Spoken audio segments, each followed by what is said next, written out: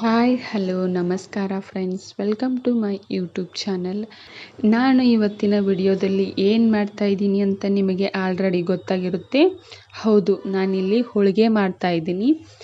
ನಮ್ಮ ಕಡೆ ಇದನ್ನು ಹೋಳಿಗೆ ಅಂತ ಕರೀತಾರೆ. ಇದನ್ನು ಕೆಲವೊಂದು ಕಡೆ ಬೇರೆ ಹೆಸರಿನಿಂದ ಕರೀತಾರೆ ಮತ್ತು ವಿಧಾನವೂ ಸಹ ತುಂಬಾ ವ್ಯತ್ಯಾಸ ಇರುತ್ತೆ. ವ್ಯತ್ಯಾಸ ಇರೋದ್ರಿಂದ ರುಚಿನೂ ಸ್ವಲ್ಪ ವ್ಯತ್ಯಾಸನೂ ಇರುತ್ತೆ. ನಮ್ಮ ಕಡೆ ನಾವು ಕಡಲೆಬೇಳೆ ಹೋಳಿಗೆನ ಮಾಡ್ತೀವಿ.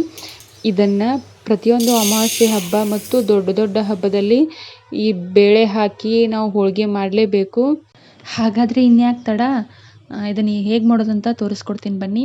ಮೊದಲಿಗೆ ಒಂದು ಪುಟ್ಟ ಕುಕ್ಕರ್ಗೆ ನಾನು 1 ಗ್ಲಾಸ್ ಆಗೋಷ್ಟು ಕಡಲೆಬೇಳೆನ ಹಾಕಿ ಅದಕ್ಕೆ 2 ಗ್ಲಾಸ್ ಆಗೋಷ್ಟು ನೀರನ್ನು ಹಾಕಿಬಿಟ್ಟು 1 ವಿಸಿಲ್ನ ಕೂಗಿಸ್ಕೋಬೇಕಾಗತ್ತೆ. ಅದು ವಿಸಿಲ್ ಕೂಗುವಷ್ಟರಲ್ಲಿ ನಾವು ಹೋಳಿಗೆ ಹಿಟ್ಟನ್ನು ನಾದ್ಕೊಂಡ್ಬಿಡೋಣ. ಮೊದಲಿಗೆ ಒಂದು ಅಗಲವಾದ ತಾಟ್ ತೊಗೊಂಡಿದ್ದೀನಿ. ಇದಕ್ಕೆ ಇವಾಗ 1 ಬೌಲ್ ಆಗುವಷ್ಟು ಮೈದಾ ಹಿಟ್ಟನ್ನು ತೊಗೊಂಡಿದ್ದೆ. ಇದಕ್ಕೆ ರುಚಿಗೆ ತಕ್ಕಷ್ಟು ಉಪ್ಪು, ಅರಿಶಿನ ಮತ್ತು ಸ್ವಲ್ಪ ಎಣ್ಣೆನ ಹಾಕಿಬಿಟ್ಟು ಚೆನ್ನಾಗಿ ಮಿಕ್ಸ್ ಮಾಡ್ಕೊಳ್ಳೋಣ ಮೊದಲಿಗೆ.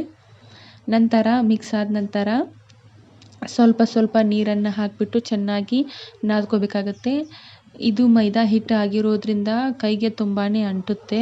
ಅದಕ್ಕೋಸ್ಕರ ಸ್ವಲ್ಪ ಸ್ವಲ್ಪ ನೀರನ್ನು ಹಾಕಿಬಿಟ್ಟು ಮಧ್ಯವಾಗಿ ನಾದ್ಕೋಬೇಕಾಗತ್ತೆ. ನೋಡಿ, ಇವಾಗ ನಾದ್ಕೊಂಡಿದ್ದೀನಿ. ಇದ್ರ ಮೇಲೆ ಸ್ವಲ್ಪ ಎಣ್ಣೆನ ಹಾಕಿಬಿಟ್ಟು ಇನ್ನೊಂದು ಸ್ವಲ್ಪ ಮಿದ್ದಬೇಕಾಗತ್ತೆ. ನೋಡಿ, ವಿಡಿಯೋದಲ್ಲಿ ತೋರಿಸಿದ ಹಾಗೆ ಚೆನ್ನಾಗಿ ಮಿದ್ಬಿಟ್ಟು ಇವಾಗ ಒಂದು ಲಿಡ್ ಕ್ಲೋಸ್ ಮಾಡಿ ಮಿನಿಮಮ್ ಅಂದರೂ 20ರಿಂದ 30 ನಿಮಿಷ ರೆಸ್ಟ್ ಮಾಡಲೇಬೇಕಾಗುತ್ತೆ ಹಿಟ್ಟು. ಅಷ್ಟರಲ್ಲಿ ಬೇಳೆ ಕುದಿಯೋಕ್ಕಿಟ್ಟಿದ್ವಲ್ಲ, ಅದು ಸಹ ಚೆನ್ನಾಗಿ ಕುದ್ದಿದೆ. ನೋಡಿ, ಇವಾಗ ವಿಡಿಯೋದಲ್ಲಿ ತೋರಿಸಿದ ಹಾಗೆ ಒಂದು ಬೇಳೆನ ತೊಗೊಂಡ್ಬಿಟ್ಟು ಈ ರೀತಿಯಾಗಿ ಹಿಚ್ಚಿಗಿ ನೋಡಿದರೆ ಕೈಗೆಲ್ಲ ಹತ್ಕೋಬೇಕು, ಆ ರೀತಿಯಾಗಿ ಕುದ್ದಿರಬೇಕು. ನೋಡಿ, ನಾನಿಲ್ಲಿ ಸ್ವಲ್ಪನೇ ನೀರು ಹಾಕಿರೋದ್ರಿಂದ ಜಾಸ್ತಿ ನೀರಿಲ್ಲ ಅದರಲ್ಲಿ. ಆದರೂ ಸಹ ಒಂದು ಸಾನ್ಗಿಗೆ ಹಾಕಿ ಸೋಸ್ಕೋಬೇಕಾಗುತ್ತೆ. ನಂತರ ಇನ್ನೊಂದು ಪಾತ್ರೆಯನ್ನು ತೊಗೊಂಡ್ಬಿಟ್ಟು ಅದಕ್ಕೆ ಎಷ್ಟು ಬೇಳೆ ಹಾಕಿರ್ತೀವಿ ನೋಡಿ ಅಷ್ಟು ಬೆಲ್ಲನ ಹಾಕ್ಕೋಬೇಕಾಗತ್ತೆ. ಹಾಕಿಬಿಟ್ಟು ಸಾನ್ಗಿಯಲ್ಲಿ ಹಾಕಿ ಇಟ್ಟಿದ್ವಲ್ಲ ಬೇಳೆನ, ಅದನ್ನು ಸಹ ಇದಕ್ಕೆ ಹಾಕಿಬಿಟ್ಟು ಚೆನ್ನಾಗಿ ಮಿಕ್ಸ್ ಮಾಡ್ಕೋಬೇಕಾಗತ್ತೆ. ಮಿಕ್ಸ್ ಆದ ನಂತರ ಈ ಟೈಮ್ನಲ್ಲಿ ನಾವು ಮತ್ತೆ ಒಲೆ ಮೇಲೆ ಇಡಬೇಕಾಗತ್ತೆ. ಒಲೆ ಮೇಲೆ ಇಟ್ಬಿಟ್ಟು ಚೆನ್ನಾಗಿ ಕುದಿಸ್ಕೋಬೇಕಾಗತ್ತೆ. ಅಂದರೆ ಮಧ್ಯದಲ್ಲಿ ನಾವು ಸ್ಪೂನ್ ಸಹಾಯದಿಂದ ಚೆನ್ನಾಗಿ ತಿರುತ್ತಾ ಚೆನ್ನಾಗಿ ಮಿಕ್ಸ್ ಮಾಡ್ಕೋಬೇಕಾಗುತ್ತೆ. ಅಂದರೆ ಬೆಲ್ಲ ಚೆನ್ನಾಗಿ ಕರಗುತ್ತೆ ಅಷ್ಟೇ. ನಂತರ 1 ಟೇಬಲ್ ಸ್ಪೂನ್ ಆಗೋಷ್ಟು ಏಲಕ್ಕಿ ಪೌಡರ್ನ ಹಾಕ್ಕೊತಾ ಇದ್ದೀನಿ. ಹಾಕಿಬಿಟ್ಟು ಇದನ್ನು ಸಹ ಚೆನ್ನಾಗಿ ಮಿಕ್ಸ್ ಮಾಡಬೇಕಾಗತ್ತೆ. ನೋಡಿ, ಇವಾಗ ಚೆನ್ನಾಗಿ ಬೆಲ್ಲನೂ ಸಹ ಕರಗಿದೆ. ಬೇಳೆಯಲ್ಲಿ ಚೆನ್ನಾಗಿ ಮಿಕ್ಸ್ ಆದ ನಂತರ ಇದನ್ನು ತಣ್ಣಗೋಕ್ಕೆ ಬಿಡಬೇಕಾಗತ್ತೆ. ತಣ್ಣಗೆ ಆದ ನಂತರ ನಾವು ಹೂರ್ಣನ ಮಾಡ್ಕೋಬೇಕಾಗತ್ತೆ ಹೋಳಿಗೆಗೋಸ್ಕರ. ನೋಡಿ, ಇವಾಗ ಮಾಡ್ಕೋತಾ ಇದ್ದೀನಿ ಮಿಕ್ಸಿ ಜಾರ್ಗೆ ಹಾಕಿಬಿಟ್ಟು ನಾನು ಇವಾಗ ತೋರಿಸ್ತಾ ಇದ್ದೀನಿ ನೋಡಿ ವಿಡಿಯೋದಲ್ಲಿ. ಈ ರೀತಿಯಾಗಿ ಹೂರ್ಣನ ಮಾಡಿ ಉಂಡೆಗಳನ್ನಾಗಿ ಮಾಡಿ ಇಟ್ಕೋಬೇಕಾಗತ್ತೆ. ಹೋಳಿಗೆ ಮಾಡೋದಕ್ಕೆ ನಾನಿಲ್ಲಿ ಪ್ಲಾಸ್ಟಿಕ್ ಶೀಟ್ನ ತೊಗೊಂಡಿದ್ದೀನಿ.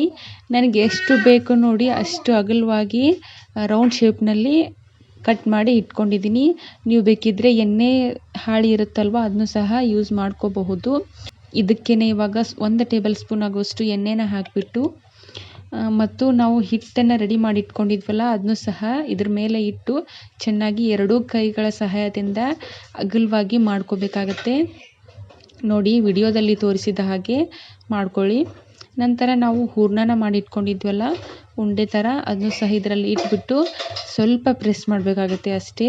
ಪ್ರೆಸ್ ಆದ ನಂತರ ನಾವು ಸುತ್ತಲಿರುವ ಹಿಟ್ಟನ್ನು ಸಹ ನಿಧಾನವಾಗಿ ಕ್ಲೋಸ್ ಮಾಡಬೇಕಾಗತ್ತೆ. ಅಂದರೆ ಒಳಗಿನ ಹೂರಣ ಒಂದು ಸ್ವಲ್ಪನೂ ಕಾಣಬಾರ್ದು, ಆ ರೀತಿಯಾಗಿ ಮುಚ್ಚಬೇಕಾಗತ್ತೆ. ನೋಡಿ, ವಿಡಿಯೋದಲ್ಲಿ ತೋರಿಸ್ತಾ ಇದ್ದೀನಿ ನೋಡಿ, ಒಂದು ಸ್ವಲ್ಪನೂ ಹೂರಣ ಕಾಣಿಸ್ತಾ ಇಲ್ಲ. ಈ ರೀತಿಯಾಗಿ ಮಾಡ್ಕೋಬೇಕಾಗತ್ತೆ. ನಂತರ 1 ಟೇಬಲ್ ಸ್ಪೂನ್ ಆಗುವಷ್ಟು ಎಣ್ಣೆನ ಕೆಳಗೆ ಹಾಕಬೇಕು ಮತ್ತು ಇದ್ರ ಮೇಲೆ 1 ಟೇಬಲ್ ಸ್ಪೂನ್ ಆಗುವಷ್ಟು ಎಣ್ಣೆನ ಹಾಕಿಬಿಟ್ಟು ಕರೆಕ್ಟಾಗಿ ಸೆಂಟ್ರಲ್ಲಿ ಇಟ್ಕೊಂಡ್ಬಿಟ್ಟು ಆ ಕಡೆ ಇರುವ ಇನ್ನೊಂದು ಪ್ಲಾಸ್ಟಿಕ್ ಶೀಟ್ನ ಇದ್ರ ಮೇಲೆ ಮುಚ್ಚಿ ಈ ರೀತಿಯಾಗಿ ನಿಧಾನವಾಗಿ ಈ ರೀತಿಯಾಗಿ ಸರಿಸ್ಬೇಕಾಗತ್ತೆ. ನೀವೇನಂತೀರಿ ನೋಡಿ, ಈ ರೀತಿಯಾಗಿ ಕೈಗಳ ಸಹಾಯದಿಂದ ಮಾಡಬೇಕಾಗತ್ತೆ. ನೋಡಿ, ಮಾತಾಡ್ತಾ ಮಾತಾಡ್ತಾ ಹೋಳಿಗೆನೇ ರೆಡಿ ಆಗಿಬಿಡ್ತು. ಫಸ್ಟ್ ಟೈಮ್ ಹೋಳಿಗೆ ಮಾಡುವವರು ಸಹ ತುಂಬಾ ಚೆನ್ನಾಗಿ ಮಾಡಿಕೊಂಡು ತಿನ್ನಬಹುದು. ನಿಮಗೆ ಎಷ್ಟು ತೆಳುವಾಗಿ ಬೇಕೋ ಅಷ್ಟು ತೆಳುವಾಗಿ ಮಾಡ್ಕೋಬಹುದು. ಇನ್ನೂ ಯಾರು ನನ್ನ ಚಾನಲ್ಗೆ ಸಬ್ಸ್ಕ್ರೈಬ್ ಆಗದೆ ವಿಡಿಯೋ ನೋಡ್ತಿದ್ದೀರಾ ಪ್ಲೀಸ್ ನನ್ನ ಚಾನಲ್ಗೆ ಸಬ್ಸ್ಕ್ರೈಬ್ ಆಗಿ ಮತ್ತು ಪಕ್ಕದಲ್ಲಿರುವ ಬೆಲ್ ಬಟನ್ ಪ್ರೆಸ್ ಮಾಡಿ. ಬೆಲ್ ಬಟನ್ ಪ್ರೆಸ್ ಮಾಡುವುದರಿಂದ ನಾನು ಅಪ್ಲೋಡ್ ಮಾಡುವ ಪ್ರತಿಯೊಂದು ವಿಡಿಯೋ ನೋಟಿಫಿಕೇಷನ್ ನಿಮಗೆ ಮೊದಲು ಬರುತ್ತೆ. ಹಾಗಾಗಿ ನೋಡಿ, ಇವಾಗ ರೆಡಿ ಆಯಿತು ಹೋಳಿಗೆ.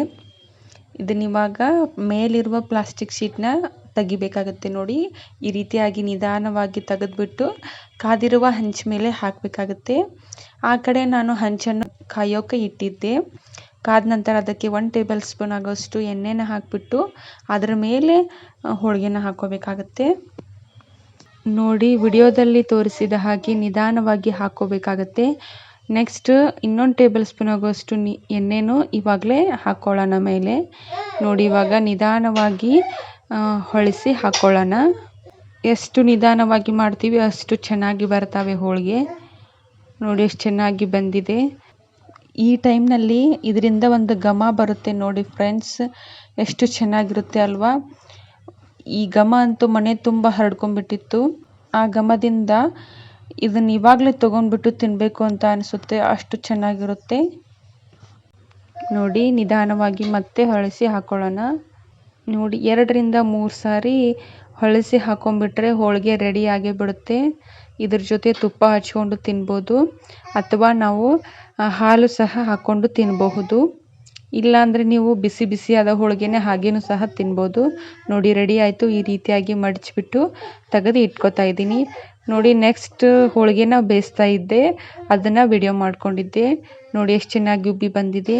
ನೀವು ಒಂದ್ಸಲ ಈ ರೆಸಿಪಿನ ಖಂಡಿತ ಟ್ರೈ ಮಾಡಲೇಬೇಕು ಫ್ರೆಂಡ್ಸ್. ಹೇಗೆ ಬಂತು ಅಂತ ನಮಗೆ ಕಮೆಂಟ್ ಮೂಲಕ ತಿಳಿಸಿ. Thank you so much for watching. ನಮ್ಮ ಚಾನಲ್ಗೆ ಹೀಗೆ ಸಪೋರ್ಟ್ ಮಾಡ್ತಾಯಿರಿ. ಇನ್ನೊಂದು ರುಚಿಕರವಾದ ಅಡುಗೆಯೊಂದಿಗೆ ಮತ್ತೊಂದು ವಿಡಿಯೋದಲ್ಲಿ ಸಿಗ್ತೀನಿ. ಬಾಯ್.